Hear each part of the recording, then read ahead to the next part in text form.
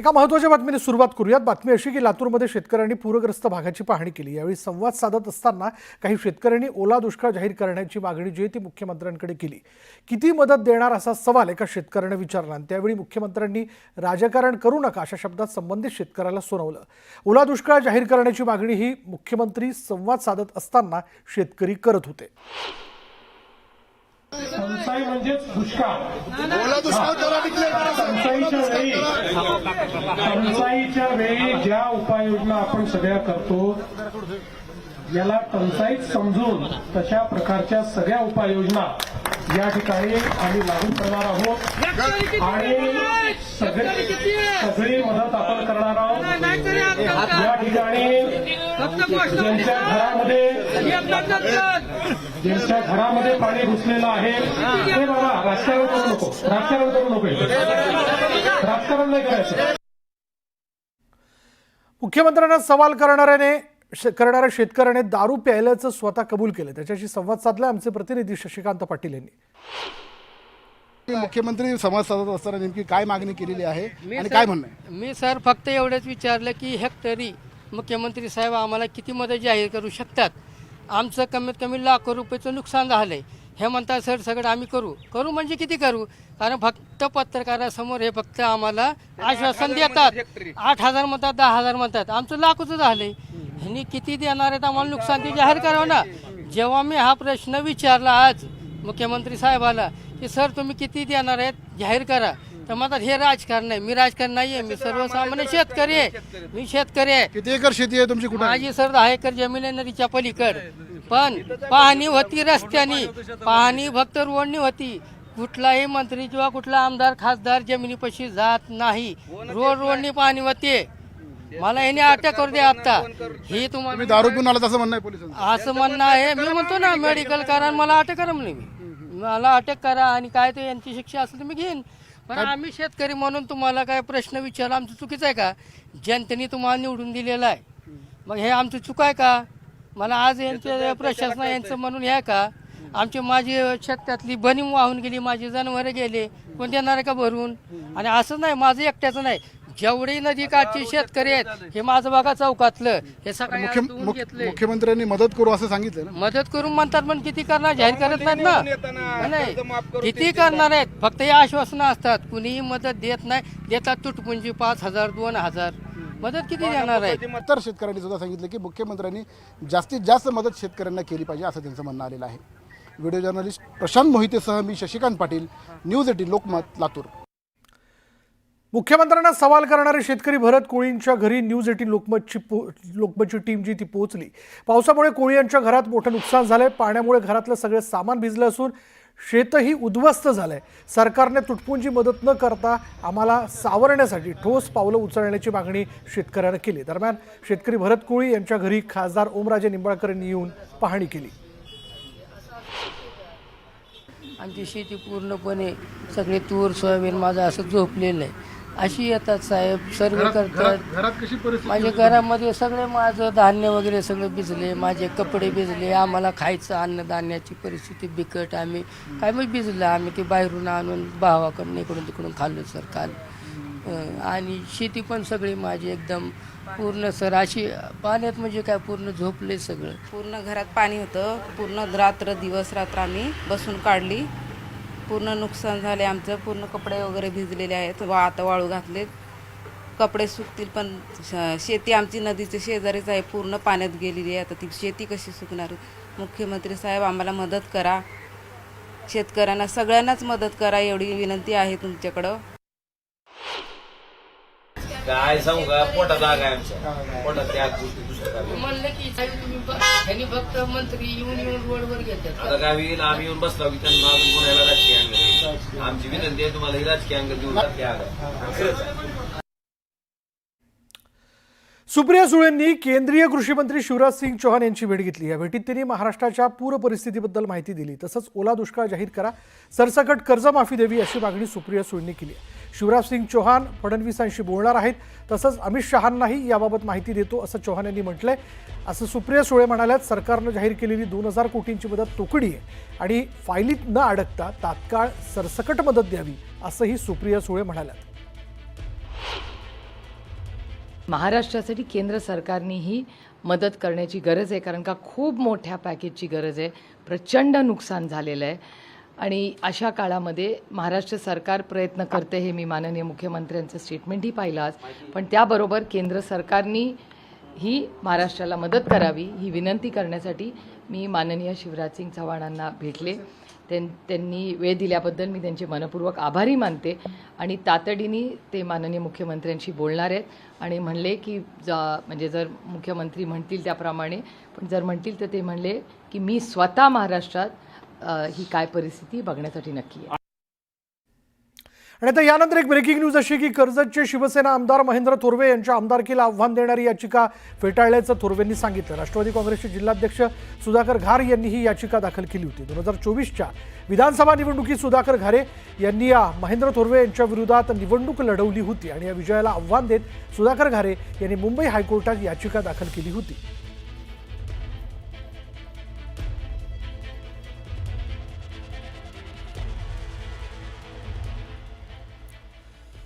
आता बघूयात, पूर्ण राज्याच्या मागणीसाठी लडाखमध्ये हिंसक निदर्शनं होताना दिसतात. विद्यार्थ्यांनी भाजप कार्यालय पेटवून टाकलंय, पोलिसांवरती दगडफेक करण्यात आली, त्याचबरोबर CRPF ताफ्याची वाहनं देखील जाळण्यात आली. गेल्या 15 दिवसांपासून उपोषण करणारे सामाजिक कार्यकर्ते सोनम वांगचुक यांच्या समर्थनार्थ हे विद्यार्थी आंदोलन करत होते. आंदोलकांनी आज बंदची हाक दिली होती आणि ज्यामुळे हिंसाचार झाला. दरम्यान ज्या आंदोलनात चौघांचा मृत्यू झाला असून आणि 70पेक्षा जास्त लोक जखमी झाल्याची माहिती आहे. लडाखच्या तरुण पिढीला हा मूर्खपणा थांबवण्याचं आवाहन करतो. आम्ही आमचं उपोषण सोडत आहोत आणि निदर्शनं थांबवत आहोत, असं सोनम वांगचुक म्हणाले.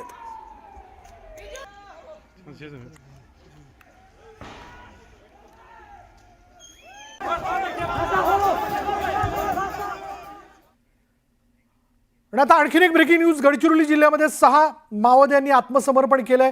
पोलीस महासंचालक रश्मी शुक्लांच्या समक्ष त्यांनी आत्मसमर्पण केलंय. जहाल माओवाद्यांच्या आत्मसमर्पणानं संघटनेला मोठा हादरा बसलाय. त्याचीच ही दृश्य आपण बघतोय. एकूण 6 माओवादी आहेत ज्यांनी आत्मसमर्पण केले. पोलीस महासंचालक रश्मी शुक्लांच्या समक्ष या 6 माओवाद्यांनी आत्मसमर्पण केलं.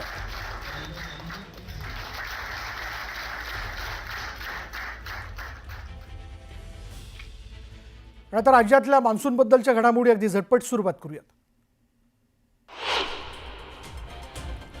सोलापुरातील सीना नदीच्या पुराचा हाहाकार पाहायला मिळाला. पुरामुळे मोहोळ उत्तर सोलापूर तालुक्यातील हजारो हेक्टर शेती पाण्याखाली गेली आहे, तर सोलापूर पुणे हायवे बंद झाला. मराठवाड्याच्या वेगवेगळ्या भागात झालेल्या अतिवृष्टीने मोठं नुकसान केलेलं आहे. बीड जिल्ह्यातील 86 पैकी 57 महसूल मंडळात अतिवृष्टीची नोंद झाली. अतिवृष्टीमुळे बीड जिल्ह्यातून वाहणाऱ्या सिंदफणा नदीच्या पुरामुळे पीक उद्ध्वस्त झालंय. लातूरच्या निलंगा तालुक्यातील औराद शहाजनी इथं मांजरा आणि तेरणा नदीच्या संगमावर पूर परिस्थिती निर्माण झाली आहे. या पुराने अनेक गावांना वेढा दिलाय. दरम्यान पूर परिस्थितीची भयावह दृश्य न्यूज 18 लोकमतवर पाहायला मिळतात. हिंगोलीच्या वसमत तालुक्यात मुसळधार पावसाने कापूस पिकाचं मोठं नुकसान झालंय. कापसाची बोंड मुसळधार पावसामुळे सडली आहेत. अतिवृष्टीमुळे वेचणीला आलेलं पांढरं सोनं पूर्णपणे काळवंडलंय. होत्याचं नव्हतं झालं. आता जगायचं कसं, असा सवाल शेतकरी करतोय. सीना कोळेगाव धरणातून पाणी सोडल्यानंतर करमाळ्याच्या आवाटी गावातील शेतात पाणी शिरलं. यामुळे शेतातील ऊस जमीनदोस्त झालाय. त्यामुळे शेतकरी हवालदिल झाला असून शेतकऱ्यांच्या डोळ्यात अश्रू पाहायला मिळतात. नांदेडमध्ये गोदावरी नदीला पूर आलाय. पुराचं पाणी नदीकाठच्या शेतात साचलंय आणि त्यामुळे 7 लाख हेक्टरवरील पिकांचं नुकसान झालंय. त्यामुळे ओला दुष्काळ जाहीर करून शेतकऱ्यांना हेक्टरी 50,000 मदत देण्याची मागणी शेतकऱ्यांनी केली. नांदेडमध्ये गोदावरी नदीला पूर आल्यानं नदीकाठच्या काही भागात पाणी शिरलंय. नदी समीराबाग परिसरातील घरात 3 जण अडकले होते आणि दरम्यान महापालिकेच्या अग्निशमन विभागाने अडकलेल्या 3घांची सुखरूप सुटका केली. जायकवाडी आणि माजलगाव धरणातून सोडण्यात आलेल्या पाण्यामुळे परभणी जिल्ह्यात गोदावरी नदीने धोक्याची पातळी ओलांडली. नदीपात्र सोडून वाहू लागली असून नदीकाठच्या शेतांमध्ये पाणी शिरलंय, तर अनेक घरांमध्ये पाणी शिरल्यामुळे मेंढरं, कोंबड्या आणि जनावरं वाहून गेलीत. जळगावच्या तळईत ढगफुटी सदृश्य पाऊस झाला आणि यामुळे शेती पिकांचं मोठं नुकसान झाल्यानं शेतकरी आर्थिक संकटात सापडला. दक्षिण सोलापूर तालुक्यातील हत्तूर गावात अडकलेल्या दोघांची सुखरूप सुटका करण्यात आली. सांगली जिल्हा आपत्ती व्यवस्थापन पथकाच्या वतीने बचावकार्य करण्यात आलं. सोलापूर जिल्ह्यातील परिस्थितीचा सामना करण्यासाठी सांगली जिल्ह्यातून बचाव पथक रवाना झाले आणि या पथकाने आतापर्यंत 10 लोकांची सुटका केली.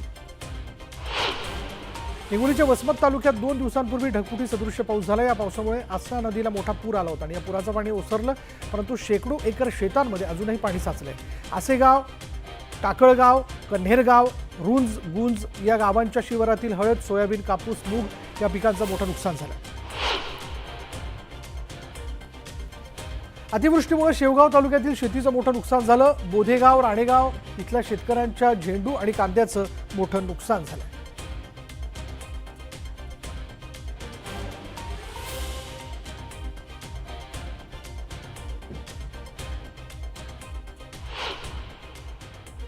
आणि आता वेळ झाली का ब्रेकची. ब्रेक घेऊयात. पहा फक्त न्यूज 18 लोकमत.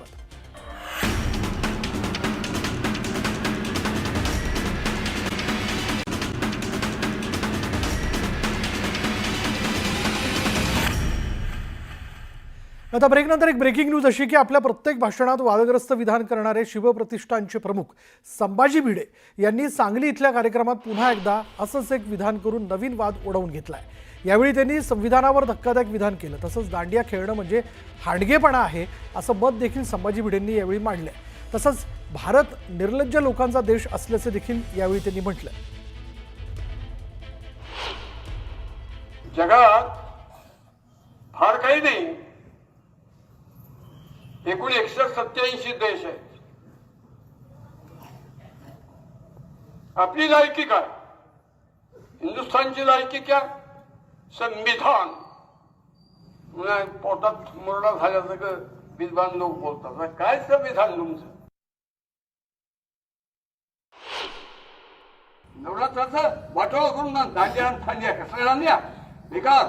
हिंदू समाजाने दांडिया खेळणं म्हणजे हिंदू समाज आजही आपला हटकेपणा, गुळगेपणा, निवडसकपणा टाकायला तयार नसल्याचं लक्षण आहे. नाही जमणार. आता वेळ झाली का ब्रेकची. ब्रेक घेऊयात. पहा फक्त न्यूज 18 लोकमत.